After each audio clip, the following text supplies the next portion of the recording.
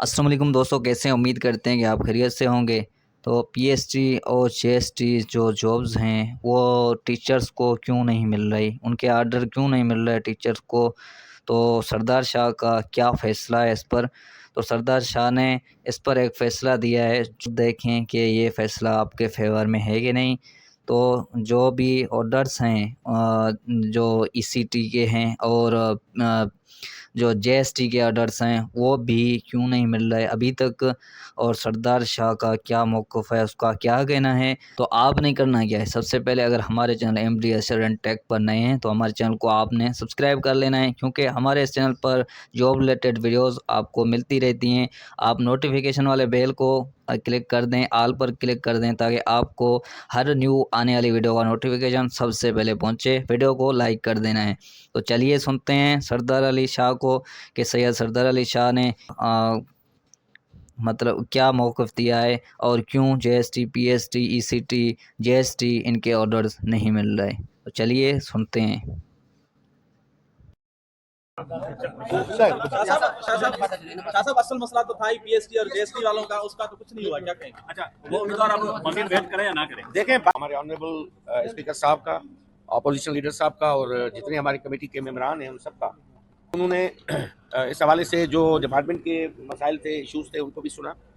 उन्होंने भरपूर रिप्रेजेंट किया जो डिमांड्स हमारे नौजवानों की मुख्तलिफ जगहों पे एहतजाज की शक्ल में या उनके मुतालबात की शक्ल में। मैंने पहले दिन से ये बात करता आया हूँ कि भाई एजुकेशन जो डिपार्टमेंट है उसको हमें तालीम का जरिया बनाना है, रोजगार देने का जरिया नहीं बनाना। सोचें दो है, रोजगार तो मिलेगा ही मिलेगा, मगर मेरिट पे मिले और डिपार्टमेंट स्ट्रेंथन हो, मजबूत हो। वो डिपार्टमेंट तब मजबूत हो सकता है जब हमारे पास हम क्वालिटी एडिशन करें। 97,000 जो टीचर्स हमारे पास आए, जिसको ऑफर लेटर्स इशू हुए 2021 और 2022 में, सूरत हाल ये थी जब हमने ये रिक्रूटमेंट शुरू की तो उस वक्त 12,000 स्कूल हमारे बंद थे और रिटायरमेंट का जो रेशो था वो इतना हाई था कि इस वक्त हम क्राइटेरिया को नीचे नहीं लाते तो हमारे कोई 20,000 के करीब स्कूल बंद होने का अंदेशा उस वक्त मौजूद था, क्योंकि रिटायरमेंट हो रही थी। मजबूरन हमें वार फुटिंग पे उस क्राइटेरिया को रिलैक्स करके, जो हार्ड एरिया वाली बात करते हैं ना हमारे नौजवान, इनने अपने लोगों को देने के लिए फायदा दिया। आप चले जाएं उमरकोट में, उठा के देख लें कि भाई मुराद अली शाह की अगर जो 7 की अगर वो हार्ड एरिया में यूसी है, या सरदार अली शाह के गांव की यूसी जो है अगर हार्ड एरिया में, या मेरी कॉन्स्टिट्यूंसी की एक भी यूसी हार्ड एरिया में होगी, तो मैंने पहले दिन से कहा है कि मैं उसका कसूरवार हूं। ये वो जो रेवेन्यू डिपार्टमेंट ने हार्ड एरिया डिक्लेयर किया था, उसी बुनियाद पर हमने रिलैक्स किया। अब उसके बाद मुतालबात चले, 97,000 ऑफर लेटर इशू हो चुके, 4-5 साल ये चली, रिक्रूटमेंट प्रोसेस चला। उसके बाद मुतालबात आना शुरू हो गए। भाई 5 सालों में कोई 1 लाख से ज्यादा नौजवान यूनिवर्सिटी से डिग्रियां लेके बाहर निकले। उनकी डिमांड शुरू हो गई कि भाई सारी की सारी सीटें आप इनको दे देंगे, हम जो फ्रेश ग्रेजुएट हैं हम कहाँ जाएंगे। तो हमने उसके बाद क्या था कि 2 चीजें थी, एक तो उन नो फ्रेश ग्रेजुएट को भी मौका मिले, दूसरा कि डिपार्टमेंट को किस चीज की जरूरत है, कौन से टीचर्स की जरूरत है, वो हम लाएं। वो हमें फिल फोर जरूरत थी, एक ईसीटी की, अर्ली चाइल्डहुड टीचर्स की, दूसरी थी साइंस टीचर्स की। ये पहली दफा पाकिस्तान में हो रहा है, सिंध में पहली दफा हो रहा है कि साइंस टीचर का एक कैडर क्रिएट हो रहा है और आपके स्कूल्स में ये साइंस के उस्ताद जाएंगे और जाके स्टीम एजुकेशन पढ़ाएंगे। जनरल कैडर के तो हमारे पास कोई 1,60,000 70,000 के करीब बैठे हुए हैं टीचर। अब हमें मजीद एडिशन की जरूरत है, तो हमारे पास सीटें थी 1200 कुछ, और कैंडिडेट जो 55 की क्राइटेरिया पे पास हुए, टेंटेटिव है, मैं आपको कहूं कि ये हतमी लिस्ट पास कैंडिडेट की नहीं है कि 8,700 हैं या 8,500 हैं। ये आईबीए ने वर्बली कम्युनिकेट किया है, उन्होंने फाइनल गजेट हमें नहीं भेजी।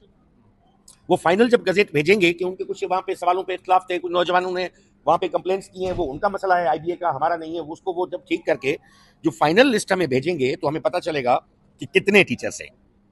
अब उस पर यह हुआ कि कमेटी के सामने हमने सारे सिनारियो रखा कि 55 पे इतने पास हुए हैं, इतनी सीटें थी ईसीटी की, इतनी साइंस टीचर की सीटें थी।